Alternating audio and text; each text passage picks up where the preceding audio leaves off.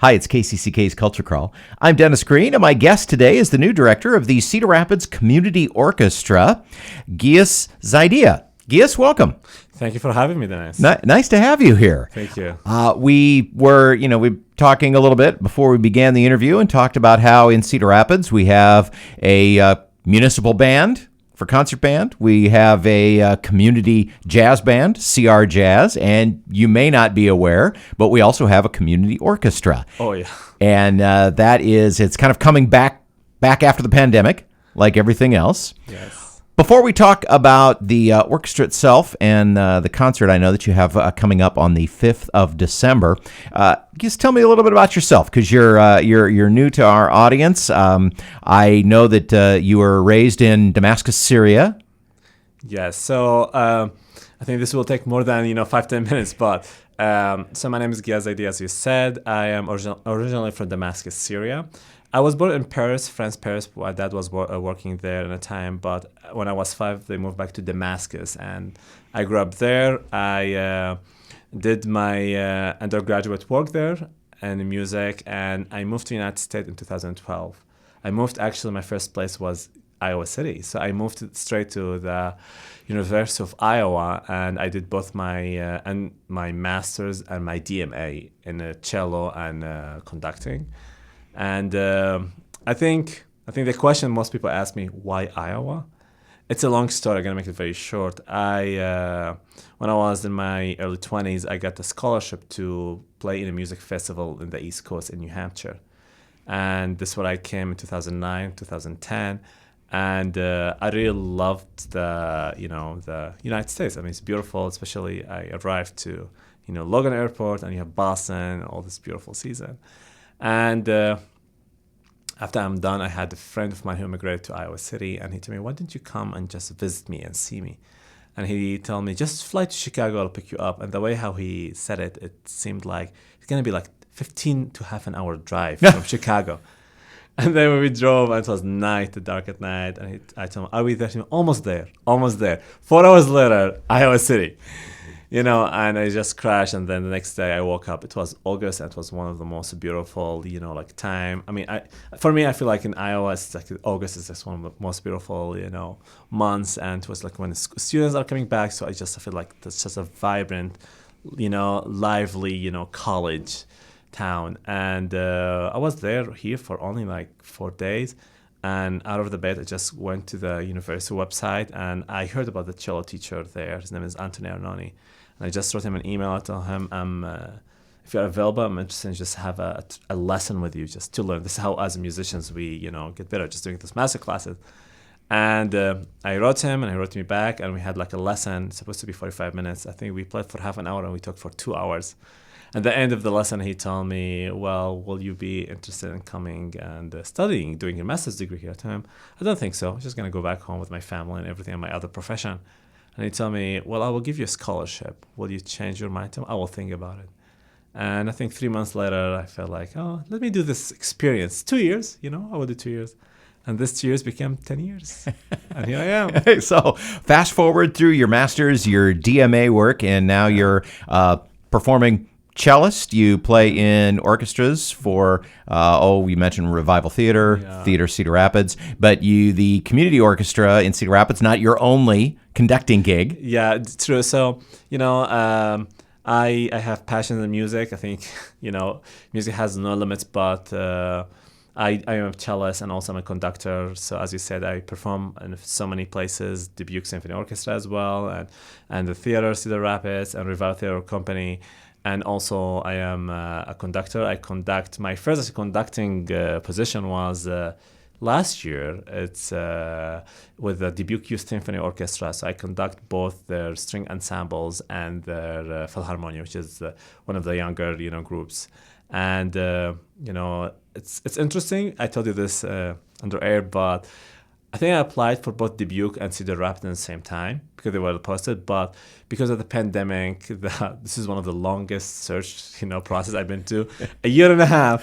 Oh my God! Day one of applying, and then a year and a half later, I got hired. But that's they had to be in pause just because of the pandemic. And I'm glad after this I was on one of the 3 finalists, and we came. We did the rehearsal for 2 hours with the members, and we had like a chats and Q&As and meeting with the board. And I was fortunate that they chose me. And now we're in a position to be able to bring some live music back, and you have your first concert coming up. Tell me how the community orchestra is organized. It's an auditioned group, I'm sure. Just anybody from the community. So it's so there's no audition required. It's we have a mission and a value that everyone accepted there, and we charge no fees. That's I think what's unique about us. We want to make it is affordable for everyone, and it's really, you have a community members from all over the place of Iowa. I told you one of our members, they come from Evansdale, which is like quite far, and we have from Iowa City, a majority from Cedar Rapids, of course, Swisher and Eli. So we really have a little bit of everything. Most of the performers, they are adults. They have other professions. I know we have some music teachers, we have engineers, ITs, EMTs, doctor, nurses, dentists, former dentists, I say this way. Yeah, so it's a really community. It's a city by itself. So if you have any issue, I just can ask questions. They will answer me right away. Here we go. And full orchestra, not just strings. Yeah, I think that's what's special about it. It's we are a full orchestra, strings and wind. So that's the beauty about it. It's not only string orchestra or only band. It's a full orchestra. We have all the strings family, oboes, flutes, trombones. So we have everything, and we keep. Would love to recruit more.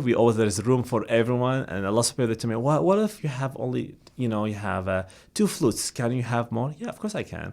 We can double parts, we can do rotation. There's a lot of ways to accept players. So, it is a nonprofit organization, and we have 2 concerts in a semester. The end of the winter and the spring.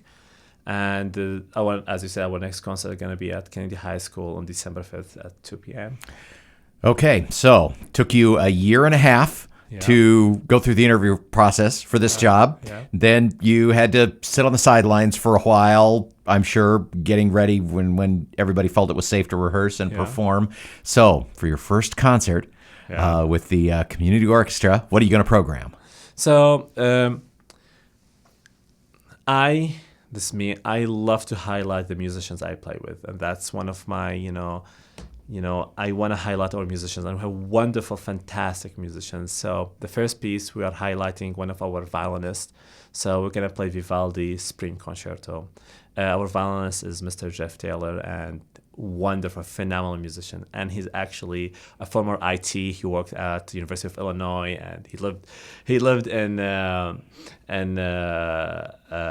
Denver, and then he moved back to he's been living in Cedar Rapids for the past 5-6 years. So he's wonderful. I'm very excited to work with him. Then we have a new piece actually written by Dr. Paul Kim. And it's actually a new piece, just got composed during the pandemic, and we're going to give the Midwest premiere, actually. And Paul is a sincere friend of mine. I met him in a music festival back then, like 10 or something years ago.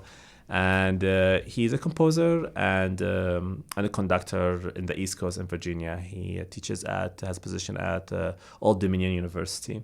And he was very generous just to share with us his piece and, let us do the premiere for it in the Midwest. And it's called Songs Without Words. And it's really, as I told you, I also would love to highlight the American composers and show like the beauty of the music making and writing. And this piece is very special to him and to me and to lots of musicians because he wrote it as a reflection of the pandemic where we were stuck as musicians or as all professions at home, and we did not know how to express our feeling.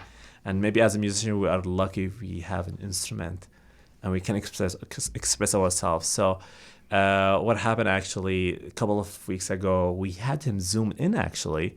And he zoomed in and we had like kind of a 20 minutes chat with the composer where he told us why he did this and what does this mean. And he listened to us. It was quite a great experience. And I told my the orchestra members, and they told me actually how their experience with this piece changed like right away after just talking to a composer. And believe it or not, Dennis, we had it on a Monday rehearsal, and then we had this Q&A and talking about the piece. And the week after, we performed this piece, and it was perfect.